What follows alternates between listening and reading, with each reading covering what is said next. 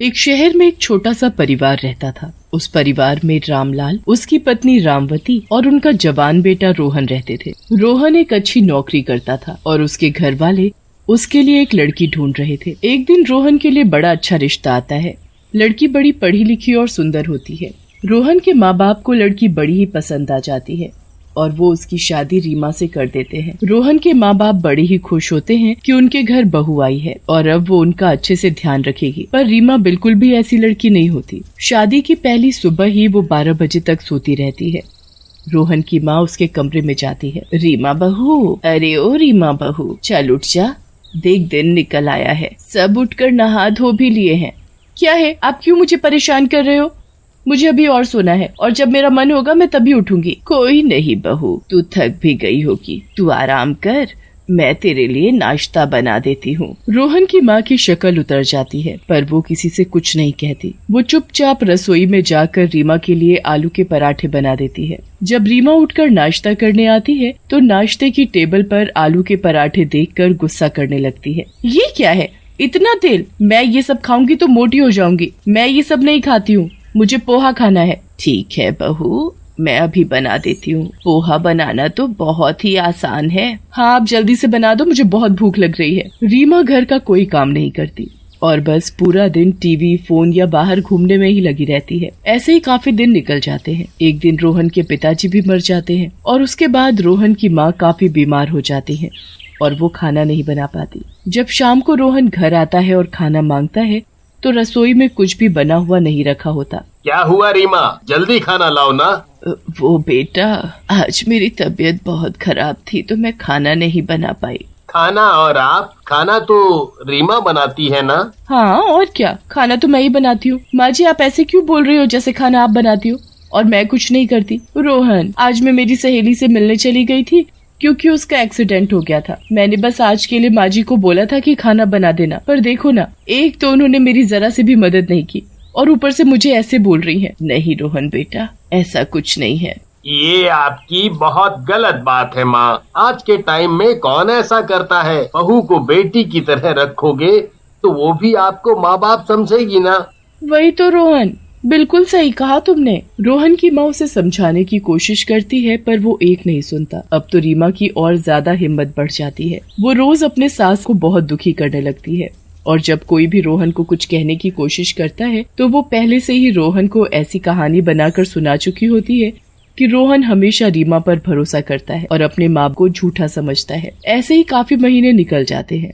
फिर एक दिन रीमा की तबीयत खराब हो जाती है। रोहन रीमा को डॉक्टर के पास लेकर जाता है तो पता चलता है कि वो माँ बनने वाली है। माँ, आपके लिए खुशखबरी है। क्या हुआ बेटा? आपकी बहू माँ बनने वाली है। अरे वाह बेटा, ये तो बड़ी ही खुशी की बात है। हाँ माँ, पर डॉक्टर ने रीमा को आराम करने को कहा है, तो आप प्लीज उससे कोई काम मत करवाना।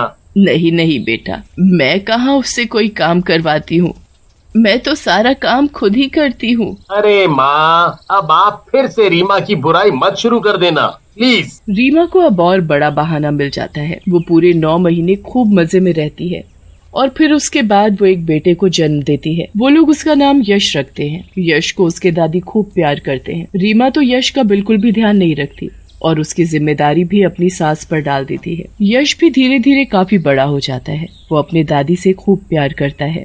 उसकी माँ जो उसकी दादी के साथ करती है वो सब जानता है, पर वो कभी अपनी माँ के खिलाफ नहीं बोल पाता। एक दिन रीमा को पता चलता है कि वो फिर से माँ बनने वाली है। रीमा को इस बात का जैसे ही पता चलता है वो बड़ी दुखी हो जाती है। वो अपनी सहेली को फोन करती है। हेलो शीना, अरे मैं बड़ी मुसीबत में फंस गई हूँ। ऐसा भी क्या हो गया? अरे मैं फिर से माँ बनने वाली हूँ।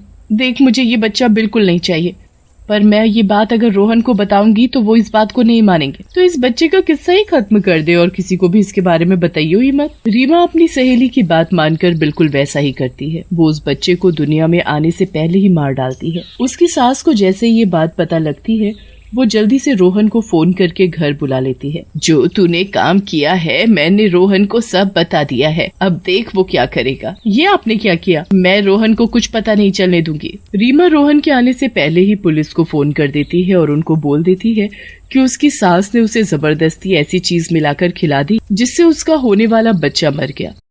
इतने में रोहन आ जाता है। क्या माँ, तुमने मेरा बच्चा मार डाला? तुम पहले ही रीमा को इतना दुखी करती थी, पर अब तो तुमने हद ही कर दी। पुलिस रोहन की माँ को पकड़कर ले जाती है और जेल में बंद कर देती है। बेचारी बूढ़ी औरत बिना किए की सजा भुगतने लगती है। सालों ऐसे ही बीत जाते हैं और अब उसका पोता यश भी काफी बड़ा हो चुका होता है और उसकी नौकरी उसी जेल में लग जाती है। वो छुप छुप कर अपनी दादी के लिए खाना लेकर जेल में उनसे मिलने जाता है। बेचारी दादी बहुत बूढ़ी हो जाती है और एक दिन उसकी मौत हो जाती है। इस बात का पता बस यश को होता है और वो किसी को भी ये बात बताने लायक भी नहीं समझता। यश को अपनी दादी की बहुत याद आती है। एक रात उसकी दादी उसे सपने में दिखती है और उसे जेल में उससे मिलने आने को कहती है। अगले दिन ही यश जेल में अपनी दादी वाली कोठरी में जाता है।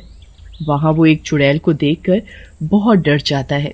चुड़ैल? हे भगवान! मैं चुड़ैल नहीं हूँ यश बेटा, मैं तो तेरी दादी हूँ। मैं मरने के बाद चुड़ैल बन गई क्योंकि मेरी आत्मा को मुक्ति नहीं मिली। दादी? पर दादी, आपको मुक्ति क्यों नहीं मिली? क्योंकि मेरे ऊपर एक बहुत बड़ा झूठा इल्जाम लगा हुआ है और दुनिया को यही लगता है मैंने अपनी बहू के बच्चे को मार डाला। मैं इस कलंक के साथ ना तो चैन से जी पाई और ना मेरी आत्मा को शांति मिल पा रही है। अब तू ही कुछ कर मेरे बच्चे। दादी, मुझे तो सब कुछ पता है कि आपने कुछ नहीं किया और माँ आपके साथ क्या क्या करती थी, पर मैं करूँ तो क्या करूँ?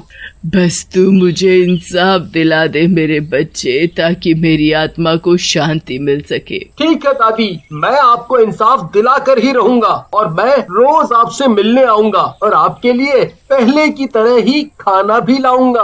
आप चिंता मत करो। यश रोज अपनी दादी की आत्मा से मिलने जेल में जाता और उनके लिए उनकी पसंद का खाना लाता। यश की दादी यश को देखकर बड़ी खुश होती है। वो घंटों वहाँ उनसे बातें करता। अब तो आसपास के कमरे में रह रहे लोग यश को पागल समझने लगते हैं।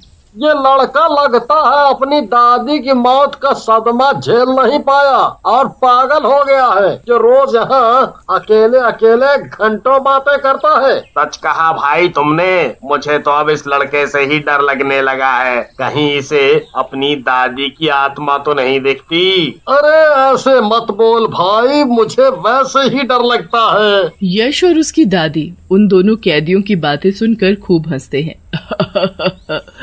इसे क्या पता कि तू यहाँ मुझसे मिलने आता है। अगर किसी दिन मैं इनको अपना चुड़ैल वाला रूप दिखा दूं तो सोच इनका क्या होगा।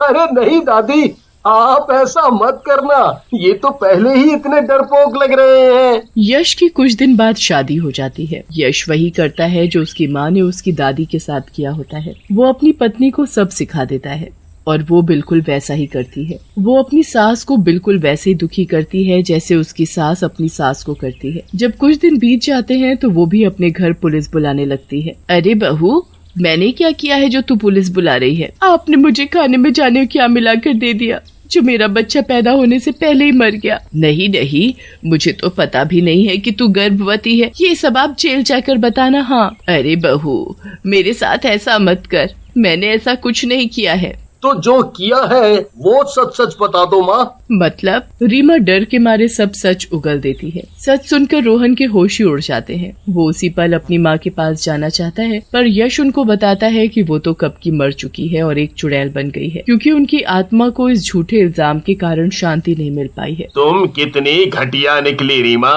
मैंने तुम पर अंधा विश्वास किया तो तुमने उसका फायदा उठाया। मेरी माँ की मौत की जिम्मेदार तुम हो। तुम?